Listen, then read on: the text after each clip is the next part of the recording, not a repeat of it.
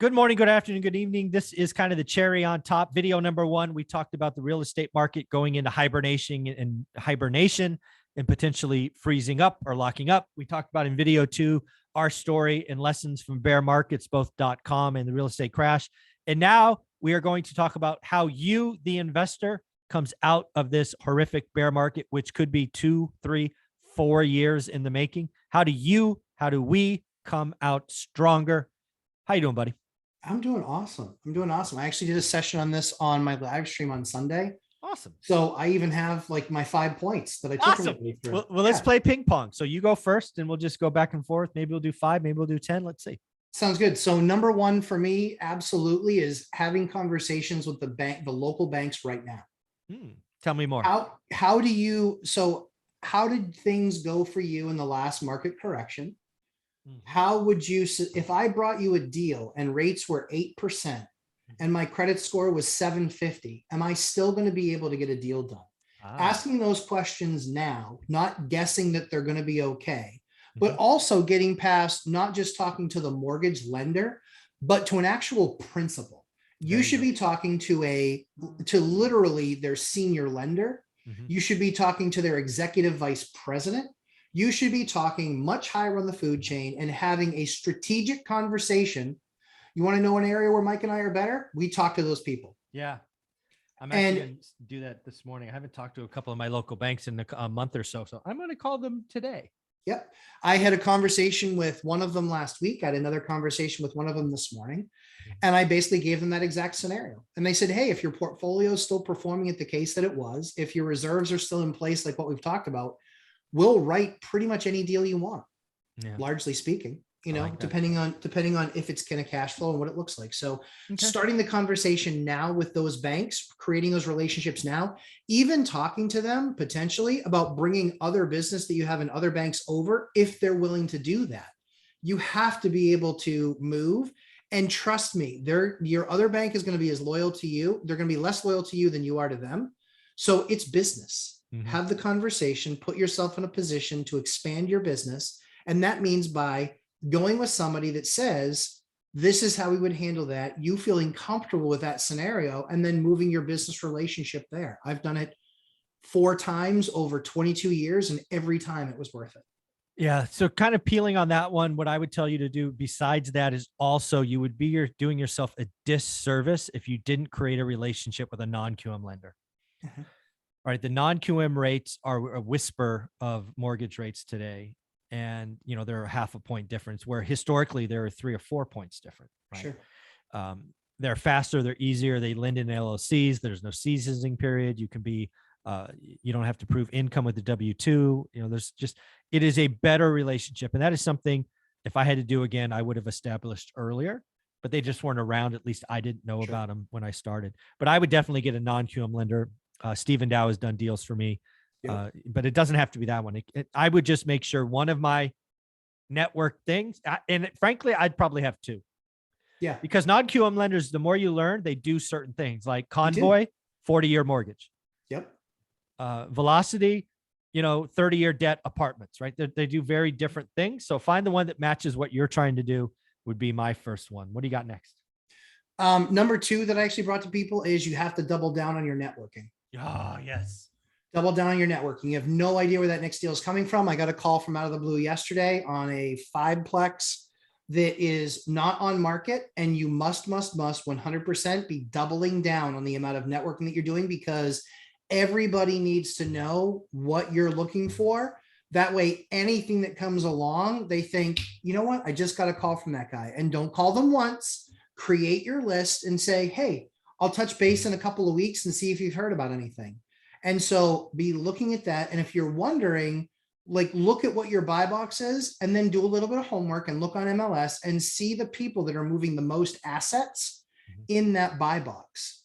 That's another step that most people don't take. And if you take that extra step and understand, let's see who's selling the most 3-2s or the most small multifamily. All those people in my 3 towns I do business with, they all know my name. That's awesome. All know my name. So anything that comes available, I just say, hey, listen, if there's something that's a little bit of hair on it, or if it's, if it's going to be an inspection problem, or they would consider doing seller financing, or anything that's not completely straight, clean, it could easily go FHA, give me a ring. Let's see if we can at least have a conversation and maybe try and put something together. Oh, I love it. Actually, the one that I love, is kind of building on that. My second one is actually rule number 7. You have to audit your personal network. Are they Yeah. helping or hurting you? And what I have seen in down cycles is some people, frankly, need to be cut out of your network. And this is like personal friends. And yes, folks, even family. Some people are going to get uber negative, uber scare, fear mongering. They're only going to want to talk about food lines and gas lines. And, we've got to get dehydrated food and get a water barrel, or just all of this stuff. There are going to be people that just go down that. Let them go. You got real work to do. So you don't need to feed your mind with that stuff. Feed your mind with positivity, doing the work, what is possible, getting creative, getting better. There's not enough people that do rule number 7, audit your personal network. Yep, for sure. Totally agree with that. Number 3 for me was, you're not special. Oh, You're not special. yeah. And You're not anointed? Come on. you're not special. You are not special. And I'm not your parent, so I can tell you all this. You are not special.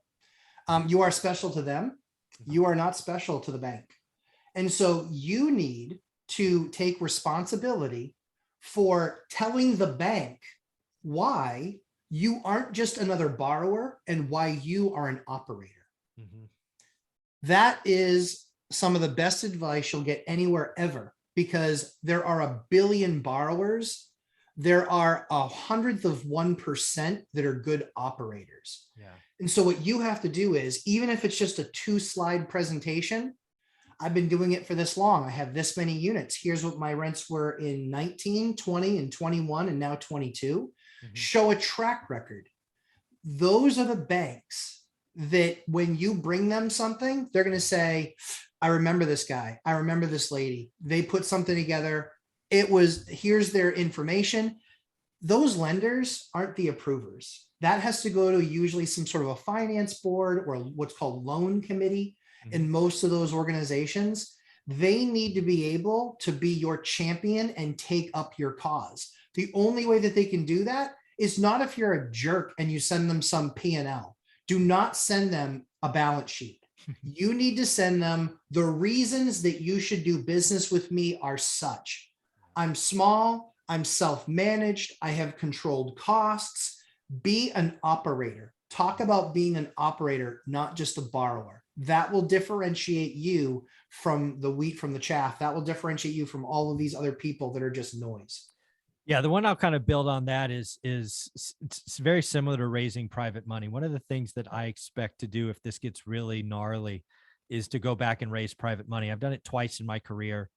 And there's a lot of folks that think raising private money is hard or impossible, neither of which are true. Agreed. You have to get the person with the money to really, it's believe in you and your mission. Lots of you come at private money from just sheer desperation. Right.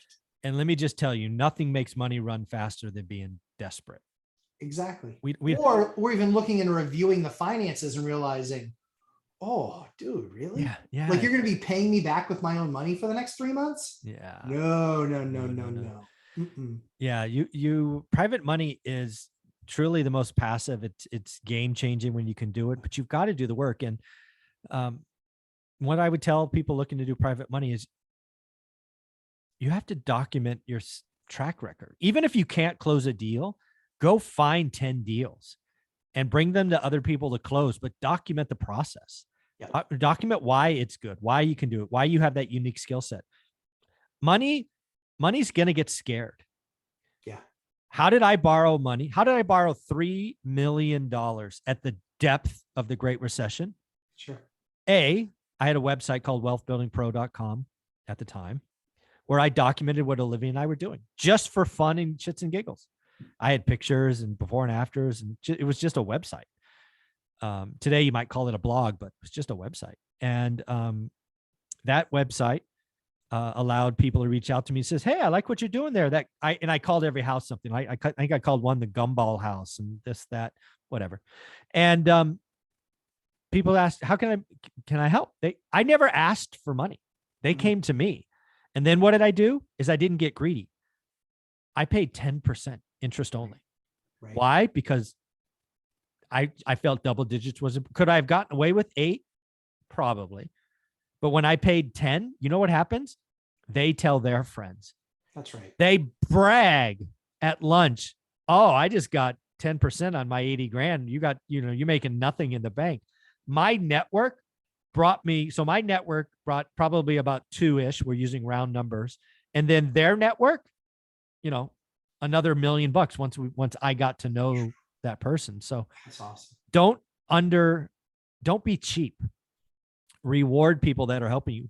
And again, you said it in one of the earlier, I don't care if cost of capital is 18%. I really don't.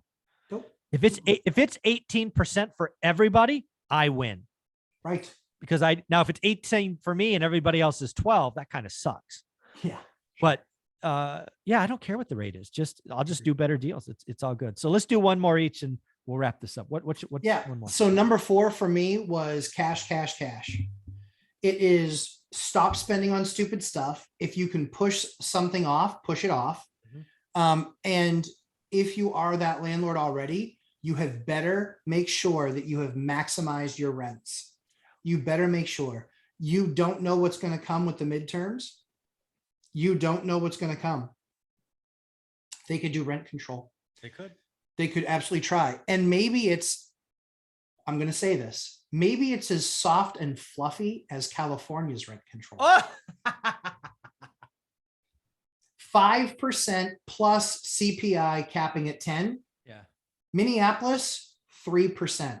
Yeah. 3%. What if that's nationally?